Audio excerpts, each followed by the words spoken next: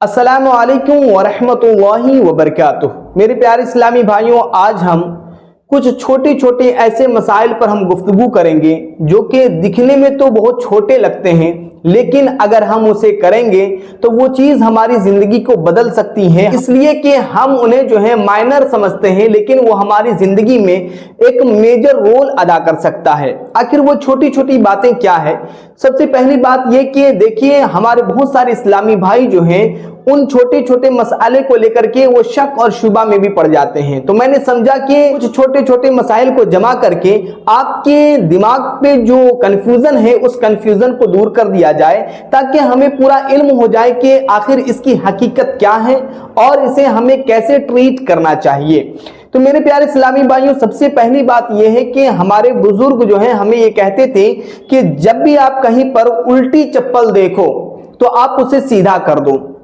लेकिन आज तक हम लोग बचपन से 55 तक आ गए, हमें ये नहीं मालूम पड़ा कि आखिर वो बुजुर्ग क्यों कहते थे कि जो है आप उल्टी चप्पल को सीधा कर दो। कुछ लोग कहते हैं कि उल्टी चप्पल को सीधा करो इसलिए कि जो है झगड़ा होता है। कुछ लोग कहते हैं कि उल्टी चप्पल को सीधा कर दो, बरकत चली जाएगी अगर नहीं सीधा करोगे तो। कुछ लोग कहते हैं कि उल्टी चप्पल को सीधा कर दो इसलिए कि उस पे शैतान बैठता है। तो इसकी हकीकत नहीं मालूम थी। तो इसकी हकीकत ये है कि देखिए, ये मुस्तहबात में से है, ऐसा करना मुस्तहब है। इसलिए कि उलमा इकराम तहरीर फरमाते हैं कि उल्टी चप्पल को सीधा कर देना चाहिए। इसकी वजह क्या है? इसकी वजह यह है कि उल्टी चप्पल जो है वो शैतान के लिए तख्त हुआ करती है और उल्टी चप्पल पे शैतान बैठता है बई वजह। इसी वजह से जो है उल्टी चप्पल को सीधा कर देना चाहिए, इसलिए कि वो शैतान का तख्त बन जाता है। फिर उसके बाद दूसरा मसाला यह है कि हमारे बहुत सारे इस्लामी भाई इस मॉडर्न एरा में, इस मॉडर्न जमाने में गुस्लखाना और लेटिंग जो है वो अटैच बनाते हैं।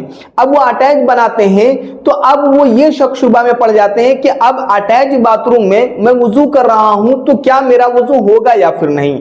इससे पहले वाले वीडियो में बता दिया है कि अटैच बाथरूम में भी वुजू हो जाएगा, लेकिन बेहतर यह है कि उस जगह पे वुजू ना करें अदब का लिहाज रखते हुए। फिर उसके बाद तीसरा छोटा सा मसला यह है कि बहुत सारे हमारे इस्लामी भाई ऐसा करते हैं कि आसानी के लिए वो खड़े होकर करके वुजू करने लगते हैं। हालांकि अगर कोई हमारे इस्लामी भाई खड़े होकर वुजू करते तो वो नाजायज और हराम काम तो नहीं करते, लेकिन ये कि अदब का लिहाज और अदब का तकाजा ये है कि सुन्नत तरीके से बैठ कर करके वुजू किया जाए, ताकि किसी सामने वाले को ऑकवर्ड ना लगे, कोई देखने वाला जो है ये ना समझे कि यार ये वुजू कर रहा है, आका की सुन्नत पे अमल नहीं कर रहा है। तो आप वुजू कर रहे हैं नमाज के लिए, तो हमें चाहिए कि हम आका की सुन्नत पे अमल करते हुए बैठ कर करके वुजू करें। अगर कोई खड़े होकर करके वुजू करता है तो उसका वुजू तो हो जाएगा, लेकिन सुन्नत जाती रहेगी। तो हमें यह चाहिए कि सुन्नत की पामाली ना करें बल्कि सुन्नत की पाबंदी करें। फिर उसके बाद तीसरा मसला यह है, हमारे एक इस्लामी बहन ने भी पूछा था कि अगर कोई इस्लामी बहन छत पर नमाज पढ़ेगी तो नमाज होगी या नहीं।